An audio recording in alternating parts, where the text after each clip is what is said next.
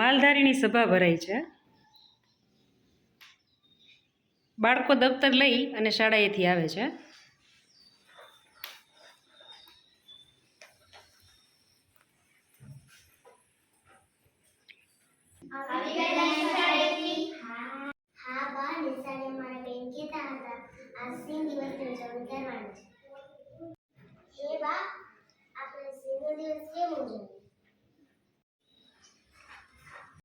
જો દીકરા, મને એમાં બીજી ઝાઝી ખબર તો નથી પડતી, પણ સિંહ ઘટતા જાય છે.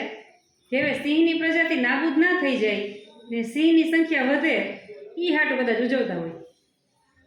ત્યાં ફોરેસ્ટરની એન્ટ્રી થાય છે. રામ રામ રામ રામ રામ રામ. સાહેબ, તમારું જ કામ હતું. છોકરા પૂછતા હતા કે આપણે સિંહ દિવસ કેમ ઉજવીએ? જો બાળકો, સિંહ એ આપણા ગુજરાતનું ગૌરવ છે. સમગ્ર એશિયા ખંડમાં માત્ર ગુજરાતમાં ગીરના જંગલ અને બરડામાં એશિયાઈ સિંહો જોવા મળે છે.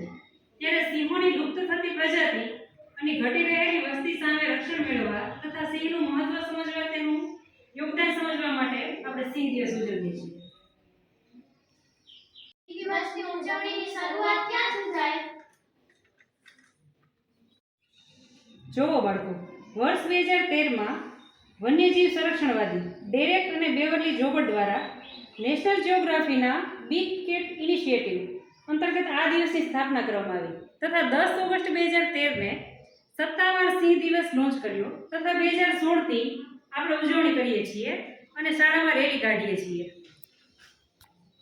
સિંહની સંખ્યા કેમ ઘટતી જાય, અમને બતાવો ને. જો સિંહ એ શરૂઆતમાં એશિયા, ગ્રીસ, ઈરાન, ઈરાક સુધી જોવા મળતા અને ભારતમાં અમુક શાસન દરમિયાન સિંહોનો ક્રૂરતાપૂર્વક શિકાર કરવામાં આવ્યો. ત્યારે ઈસવીસન 1880ના સમયમાં સિંહ સાવ લુપ્ત થવાના આરે હતા. એ સમયે 20મી સદીમાં માત્ર અમુક સિંહો જ બચ્યા હતા.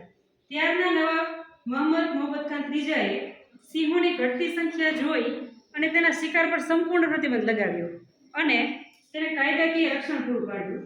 ત્યારબાદ ગીરને અભયારણ્ય જાહેર કર્યું અને સિંહોની સંખ્યામાં વધારો થતો ગયો. વર્ષ 1990માં 284 સિંહોની સંખ્યા હતી, જે વર્ષ 2010માં 411 થઈ, 2020માં 674 થઈ અને વર્ષ 2025માં એની સંખ્યા 891 સુધી પહોંચાડી શકીએ છીએ. સિંહોએ માત્ર ગીરના મુખ્ય જંગલમાં જ નહીં, પરંતુ અમરેલી, ભાવનગર, સોમનાથ અને પોરબંદરના દરિયાકાંઠા સુધી પોતાનું સામ્રાજ્ય સ્થાપી રહ્યા છે. શું સાહેબ, બરડાના ડુંગરમાં પણ સિંહ જોવા મળે છે? ગીરની સાથે બરડા વન્યજીવ અભયારણ્ય સિંહોનું બીજું કુદરતી ઘર કહે છે. પોરબંદર અને દેવભૂમિ દ્વારકા જિલ્લામાં 192 ચોરસ કિલોમીટર વિસ્તારમાં પણ છે.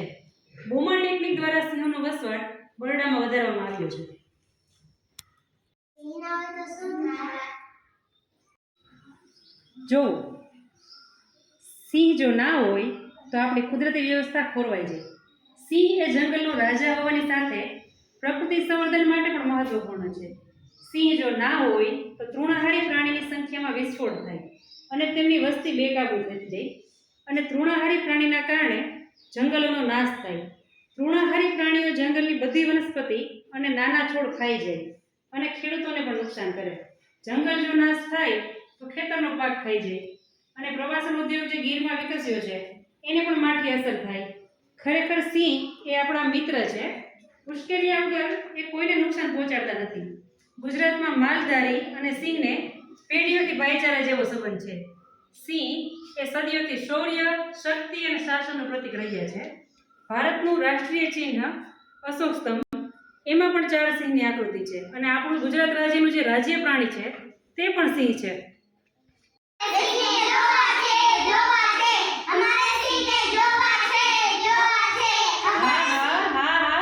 જોશું આપણે અહીંથી થોડે દૂર સિંહોનું ટોળું છે, પણ એને જોવા માટે આપણે અમુક નિયમોનું પાલન કરવું પડે. એ નિયમ કેવા હોય? જો ત્યાં ભીડ ના કરવી જોઈએ, સિંહથી નજીક ના જવું જોઈએ, સિંહનો માર્ગ ના રોકવો જોઈએ, પશુઓને વાડામાં જ રાખવાના, બાળકને એકલા ના મોકલવા તથા ઉશ્કેરવા નહીં, વાહનથી પીછો ના કરવો, સિંહ વિશે ખોટી અફવાઓ ના ફેલાવી. શું તમે આવા બધા નિયમોનું પાલન કરશો? હા.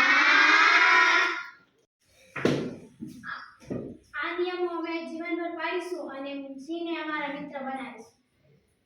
ચાલો ત્યારે આપણે સિંહ જોવા જઈએ.